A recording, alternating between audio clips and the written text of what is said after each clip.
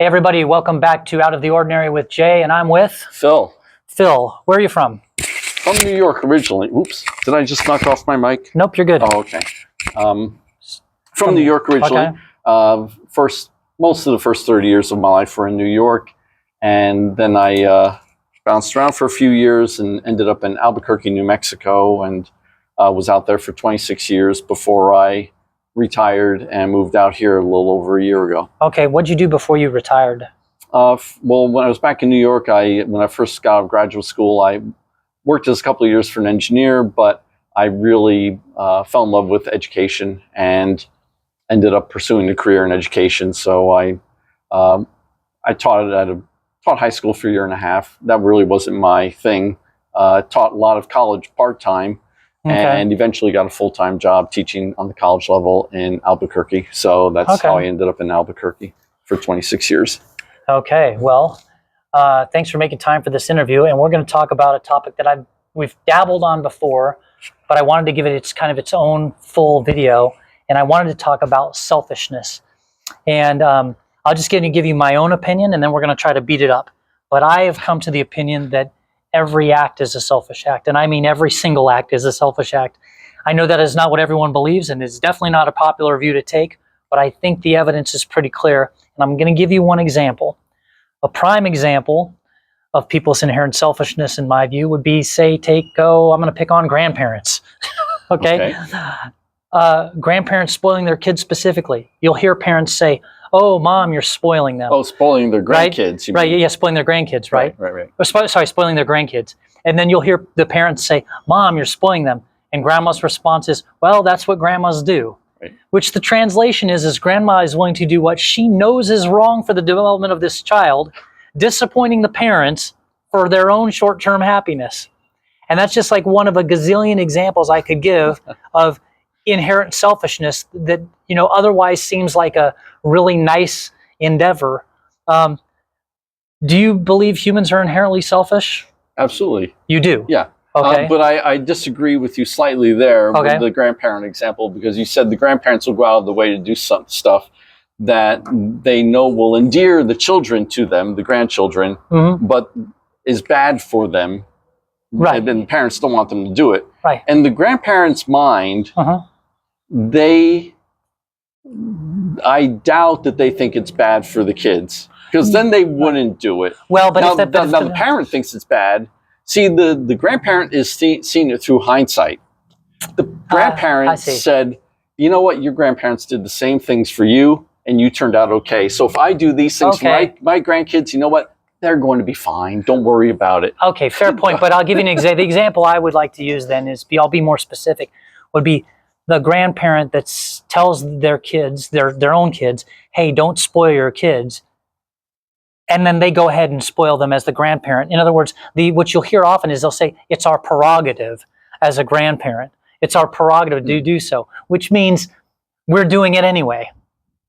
Yeah. Okay. In spite of I've seen, that's just one example that I've seen time and time again. Okay. Where the grandparents will say, anyway. Okay. I'll buy that. Okay. Well, whatever. Okay. So but you do believe that humans are inherently selfish. How do you feel about that? Why? Why do you think that? Why do we evolve that way? Oh, really? Because if you're not selfish, you don't survive. Oh. You have to look out for number one. I see. Now, I see. Generally, that doesn't mean you're selfish to the exclusion of all other people, because taking care of other people helps you survive, that's why we're social animals. We are social animals because we depend on each other. So, granted, your actions will be primarily selfish, but not to the point that it's going to be detrimental to most of the people that you know, or at least not the other people you depend on. Okay. Now, granted, humans are also tribal, and so tribes go to war, and so there are nasty things that happen there. But it's because you're trying to. You have selfish interests with regards to your tribe, your people right? And so even that sort of a selfless act with your own tribe is selfish innately because it's protecting the tribe, which helps protect you. Absolutely. So it goes back to, it harkens back to every act. So do you think that means people are inherently bad? No, I think we're selfish for a good reason, so we survive. Right. It's just logical. It's a it helps with mechanism. understanding how our operating system works. Yeah. Okay. That's basically it. Okay. And then from there, conversation's over. Right. Yeah. Right. No. Well, so how do you distinguish between between healthy self-interest and harmful selfishness? Harmful selfishness is because go ahead. I'll give you an example. Like I think what represents a win-win, and the way that the world could work or should work, would be when my inherently selfish act, which would be every act, is also mutually beneficial to someone else. In other words, I want this thing, or I'm going to do this thing, and it also helps me and 3 other people, or something like that. I think that's good. I think where it gets bad is when you do something that is just purely harmful, like being selfish at another's expense, let's say. Exactly. That's probably right. Yeah. Absolutely, yeah. And on a large scale, if we're talking about tribes again, or nations, then unfortunately, too many people believe in a zero-sum type of world. If there's something that's good for another country, then it's bad for us. Right. And they have difficulty seeing that everybody can win. Right. We're seeing it now with tariffs, for example. Okay. America first. We're winners, and I don't want to get into politics. Basically, the idea is rather than growing the pie, there's just a small pie, and we want most of it. And it can only be divided up so we have to grab as much of the pie as possible. I see. It's a zero-sum game.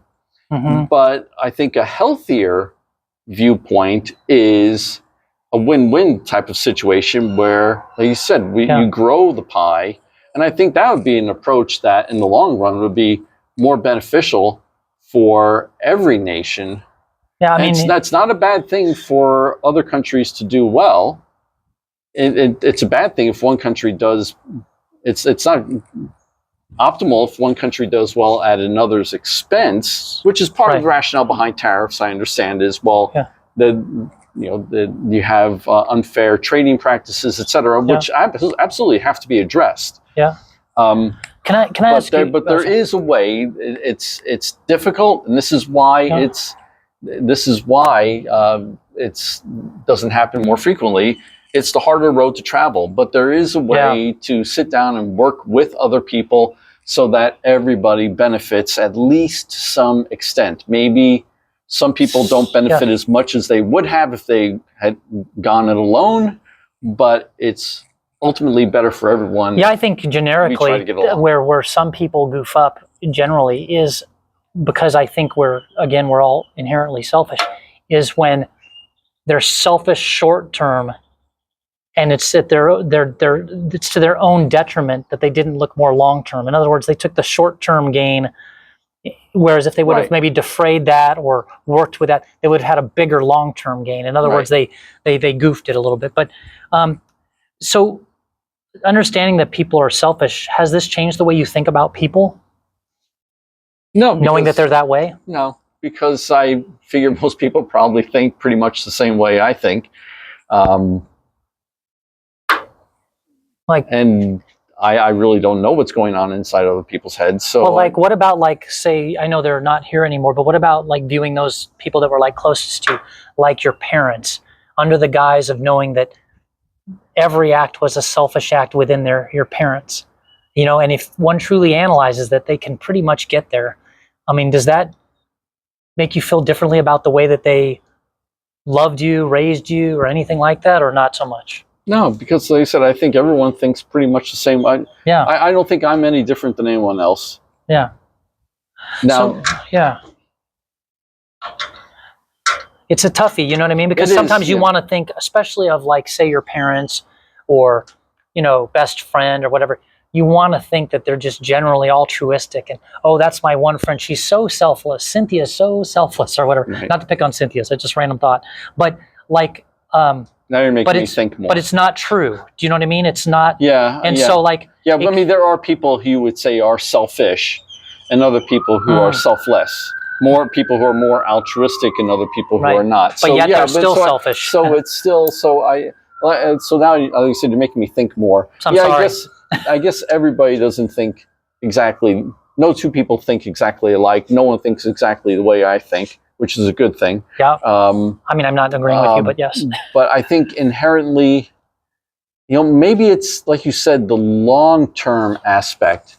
I think every act is a selfish act, but maybe the difference is people who think more long-term, looking down the road, are more likely to exhibit altruistic behavior because they know in the long term if they do something... Bigger payoff. Yes, bigger payoff in the future. Mm-hmm. People who are short-term, perhaps, this is pure speak. I'm not a psychiatrist. Maybe you should interview a psychiatrist instead of astrophysicist.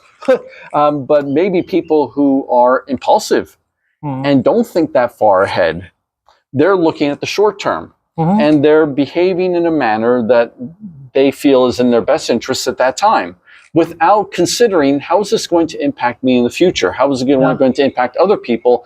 And by impacting other people, in the long run, how is that going to come back and affect me? I can definitely see where there's a breakdown with where selfishness gets bad when people are not able to undertake or understand that a short-term pain could equal a massive long-term gain. Right. That sort of, I don't want to endure any pain, therefore I'm not going to do X. Well, I think people miss out in that regard. Diet and exercise, right there, right? Perfect example. How many people example. We all know how to get in shape. Right. Exercise consistently and rigorously and eat a healthy diet. But it's very, very difficult to stick to those things. Right. But that's a good example. So as it relates to, every person is acting selfishly, I say that's my theory I'm throwing out there, is that every act is a selfish act. What does that say about our own, I want you to answer this for yourself, but what does that say about our own agency? Like my own motivation or my own thoughts? Like how, not to get too deep, but like how free-willed am I if I'm being driven by this selfishness constantly and consistently? Do you know what I mean? What about my own agency? That's my question. Or what about your own agency?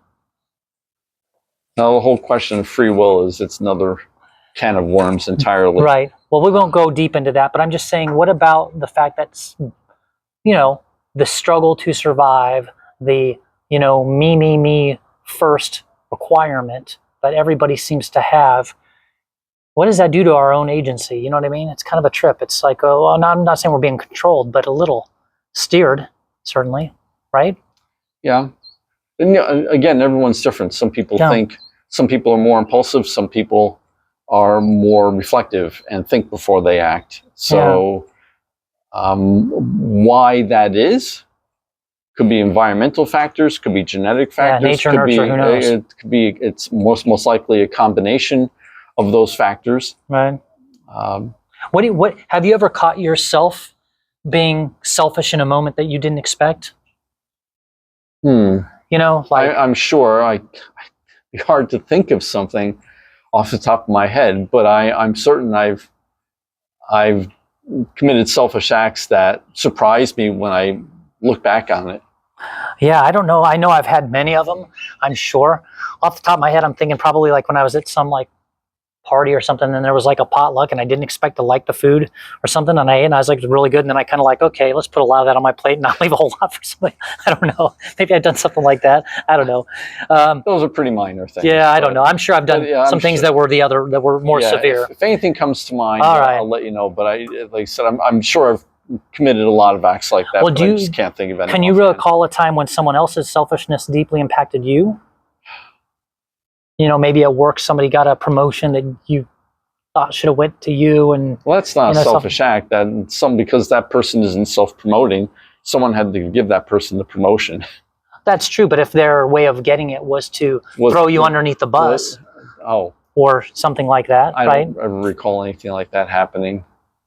Yeah, I mean, I know that stuff does definitely happen where I can't think of anything off the top of my head too, but I definitely know, well, I can think of plenty of times actually where people have deeply impacted me, but how have your views on selfishness changed over time or not so much? Like, when did you first think that, every act is a selfish act? When did that come into being? Like, how old were you? I don't think I ever really thought about it much until I heard about Richard Dawkins' book, The Selfish Gene. I never read the book. I've seen it in the library. I should pull it out and read it. But every time I see it in the library, I see another book that I want to read more. That's funny. So I never get around to it. That's funny. But I think when I first heard about that book. Hold on one second. We got a loud background noise. We're being helicoptered overhead. They're on to us. Run. Just kidding. Okay, so go ahead. So I think when I first heard about that book, The Selfish Gene, I started thinking about genetics and how genes are selfish in the sense that the genes that do the best job of self-replicating are the ones that persist from generation to generation. And so the same is true with us humans or any animals. If our actions are such that we are maximizing our chances of survival, then our actions are inherently selfish. Yeah, what's interesting that you made me think of is, those people that maybe there's a few of them that in human history were what one might just consider just, if they did just a straight analysis of them, just data points, and they're like, wow, that person really was selfless, or as selfless as a human being can be. You could almost posit from what you just said that that's a defect in genetics or something. In other words, because they would be going against the design of self-preservation. Yeah. Do you know what I mean? Right. That's interesting. That some of the best among us might be those that are defective in that way. Well, ultimately, I'm defective that way. I have no children. So I am doing nothing to propagate my genes. Right. No, it's the same. So yeah, I would have the same issue. Okay. So two defective people talking to you. Here we go. Do you feel guilty when you put yourself first? It depends on the situation. Yeah. In some situations, no. Other situations, yes. I'd say probably I feel less guilty if I put myself first, if nobody else knows. But as soon as somebody else is aware, then you start to feel guilty. You feel self-conscious. So, and it depends on what it is. So, for example, if I'm in a line in the supermarket, or I'm getting to the line, and I get there at the same time as another person, then I'd feel really badly if I went ahead of that person. Unless that person said to me, "Oh, you go ahead." Right. Even if I had only two items and this person has a cart full of stuff, and I just ran and got there first, I'd feel self-conscious about it. And if the other person said, "Oh, you just have a couple items, I have all this stuff," and very often, if it's what I will do is, if I'm not in a rush or anything, even if the other person has more stuff, I'll say, "You can go ahead." "Well, you only have a couple items." I'll say, "Yeah, well, are you sure?" "Yeah, go ahead." "Okay." But other times I'll say, "No, it's okay. I don't have to get to work or anything. I'm in no rush. You can go ahead." So it depends. They said, I mean, that's not an important situation. We're not talking about a promotion or something like that. You know what that reminds me of, though, when you were talking about that, what came to my mind is the giver and taker in any sort of, it could be a relationship, in terms of a couple or at work or just going through the supermarket like you've described. But it's been my experience that equation can't get too off kilter for too long, because someone is a giver and a giver and a giver and a giver, and there's a taker and a taker and a taker and a taker, and that there's not a reciprocal coming back. Eventually, not always, but in many cases, that giver becomes the ultimate taker. They're like, "Okay, your basket's full of me giving. I haven't taken anything. Here it comes, full bucket." You know what I mean? And you see people kind of flip. Anyway, go ahead. Yeah, no, you just made me think of something. Okay. As far as instances where people's selfish actions have impacted me. Yeah. The one thing I can't stand, and I'm not going to give you any specific examples, but I can think of some. But I'll write their names down below. Check the comments. No, I'm just kidding. Go ahead. Yeah. The one thing I cannot stand is people who take advantage of other people. And so generally, I'm a pretty nice guy. Yeah. And maybe it's just my own paranoia. I don't know. But sometimes it seems that people take advantage of that. They know Phil's a nice guy, and they'll try to lay a guilt trip on you or something like that. And I don't like that when people think they can. When people, and that goes along with manipulation. So I don't like it when people, that's being overly selfish, being manipulative, and taking advantage of people. And when I think that's happening to me, I honestly do try to sit back and think, all right, is it just am I just a pain in the neck, or is this person really being manipulative and taking advantage of me? Okay. And so I try to think it through, but sometimes there's some instances when I think, man, this person is just taking advantage of me. And then one time, I know I was talking to another person, and the person said, yeah, that person always takes advantage of me. I said, I knew it wasn't just me. And I felt vindicated, because I didn't share that with anyone else, because I didn't want to say anything bad about the particular person I'm thinking of. But when the other person said it, I said, aha, it's not just me. Okay, I don't feel too badly. So it's funny what you were bringing up, that story about if we combine the giver and the taker and sort of your story. Right, giver and taker. Now you've made me think of my own story, which is this. I was kind of a business guy, and I'd buy lunches for everybody, and I just always bought lunches or would offer, and somewhere along the line that would get out of hand, where I'm like, okay, here I am buying the 25th lunch in a row for this person. They've never offered one time or whatever. And I remember there was a culmination of, I'm like, okay, this is it. I can't go out to lunch with this person anymore. I can't do it. This is ridiculous. Not only have they not ever bought, they'll order the most expensive stuff. Not only have they never offered, but I'm like, I'm just gonna. But then I get this call, and they're like, hey, I'd like to take you out to lunch for your birthday. And I'm like, okay, great. We go out to lunch for my birthday. I shit you not, they had me pick up the bill on my birthday after they asked me. I wasn't even arranged. I had already cut them off, right? I'm like, I'm not doing any more lunches with you. But then they invited me to lunch for my birthday, so I'm like, surely this is happening. No, it was one more time, and I'm like, that's a wrap, baby. Anyway, so that was my giver. That was my giver reaching its threshold, right? And saying, now it's time to be the taker. Right. I'm done here. So anyways. Not time to be the taker, but time to stop being taken advantage of. Yeah, exactly. Time to not be you got yourself out of that giver, situation. Not a goofball. Yeah. So what do you think the world would look like if everyone sort of prioritized themselves first, but with awareness and accountability added in? I think the world would be a much better place. Okay. We probably would have less war. Okay. Probably would have less crime. Probably wouldn't have to have tariffs. Things of, if people learn to get along and sacrifice a little bit for the good of the whole, it sounds. Hold on one second. We got an ambulance. Hold on a second. I don't know why I always pick the places that have too much action going on. But anyways, okay, go ahead. Sorry. Train of thought. I think I'm done. Okay. Do you think that? Sorry about the interruption. That's there. okay. Do you think that selfishness is? I know you've mentioned that we've talked about it. You think it's part of human survival and kind of how we were, wired. Yeah. Wired. Is it possible that it's a failure of human connection instead? Oh, I think that's very true. Yeah, it's easier to be selfish with people you don't know or never met.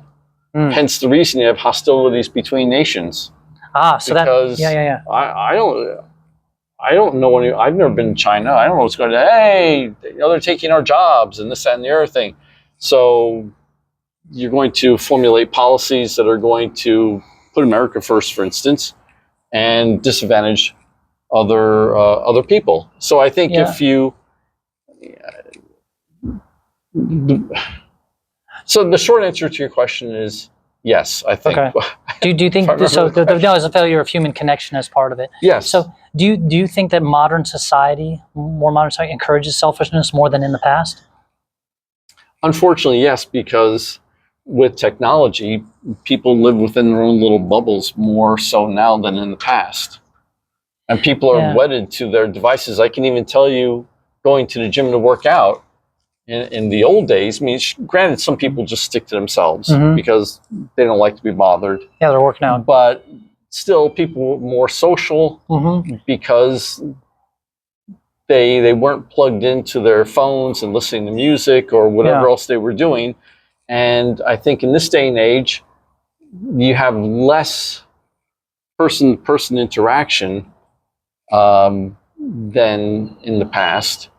Yeah, I originally was going to answer it in the same way you did, but then I was thinking like, well, how far in the past do I go? If I go pretty far in the past, right, and I'm scavenging the land for berries or whatever, and I haven't eaten in a long time, you know, I might be pretty doggone selfish, right? You know what I mean? I might be like really selfish because there's, you know, very limited resources. Well, they're talking about scarcity. Yeah, there's not a supermarket on every corner, so all of a sudden I might be a little bit more selfish. So maybe if we strike out scarcity, then maybe, yeah, I would say then I would probably agree. So would you say that certain systems like capitalism, social media, etc., reward selfish behavior?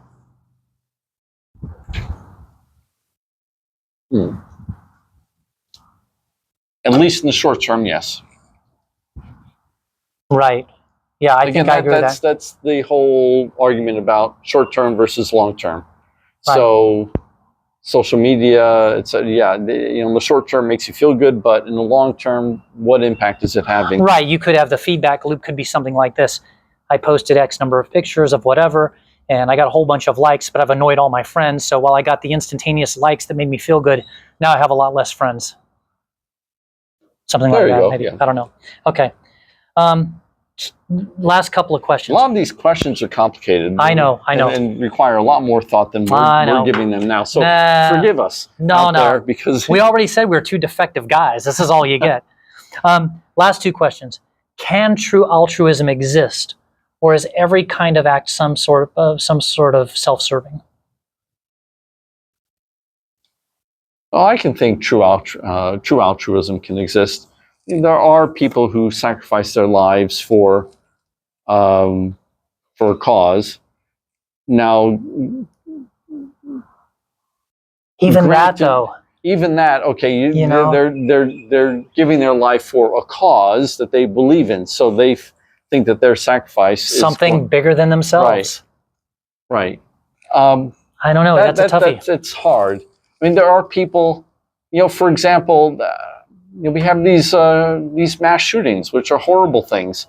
How many times do you hear about a shooting at a school or some other place, and someone was killed protecting a child, for instance? They covered up a child, and it may not be their own children, their own child. It could be a teacher with a student or someone. You just instinctively you protect someone, and you're doing it because for some reason you value that child's life more than your own. Okay, that's about as close as you're going to get to altruism. I'll give you that. But that's an interesting one because I don't know if anybody's even thinking in that moment. I think that's just literally like an instinct, like reaction, like someone smacks your hand and you, ow, what is that? Right. So that's a tough one because I'm almost, that argument is the best I've heard. But that argument aside, I still am almost sticking with my whole thing about altruism. The only way I think that altruism can maybe I'm wrong on this, and I probably I am, but it seems like the only way altruism can really exist in a human is if your software is off. If there's something not right in your brain, because the correct wiring or the normal everyday wiring is to be selfish, to survive, to make it to the next day, reproduce, pass on you know what I mean? Like, and so anything that deviates from that seems like a bug in the system. Yeah, but even I don't know. But even going back to the shooting example. Yeah, that was a good one, by the way. You got me on that one, I'll be honest. Ultimately, now that I think about it more, that could still be a selfish act. Because let's say the person does not cover up the child. Mm-hmm. Oh, right. How would they feel? Dies. How would they live with themselves? They would say, I was a coward. I ran. I could have saved that poor kid or whatever. So you're still making a decision that ultimately it benefits you, that you think it's going to make you feel better about yourself, if nothing else. At the very least. Not the ability to not feel horrible later is something. Okay. I guess that's what standing on principles is all about. Yeah. Right. Or standing by your principles. So, last question. What role does empathy play in balancing selfishness? Is it something people can develop over time? I mean, my own thought on that is I still think it's selfish, because even empathy, is me, like if I'm feeling for someone else, or, I'm empathetic towards someone else, the reason why I might do an action is because it's making me feel bad. Exactly. I don't want to feel this way. Right? If someone's misery put a smile on my face, I probably wouldn't be so apt to help them. That'd be true empathy right there. You know what I mean? But the fact that them feeling bad might make me feel bad pushes me to a certain action. So I don't know. What do you does it have? I agree completely. Okay. Yeah, I think it's still. I agree with you completely. Well, I would like to. I didn't write this, but I do want to close on sort of a positive note, because this could have taken a little bit of a negative tone, like, oh, everything's selfish, everybody's selfish. But being selfish is good. I think that's just the way they were wired, and being selfish is good to a point. If the selfishness is well-meaning and it would benefit others in addition to yourself, that's a perfectly appropriate and great type of selfishness. The selfishness that I think that most people ascribe to or think is bad is when it's just, I am taking something from another person, or I'm doing something that only benefits me to the harm of another person. And I think that is to be avoided. Sure, yeah. If it's detrimental to other people, then... And there's no long-term benefit. Yes. And, I mean, you can do something like taking... No, that's a stupid example. We'll end it there. Okay, we'll edit that out. All right. Thank you, Phil. Really appreciate it. All right.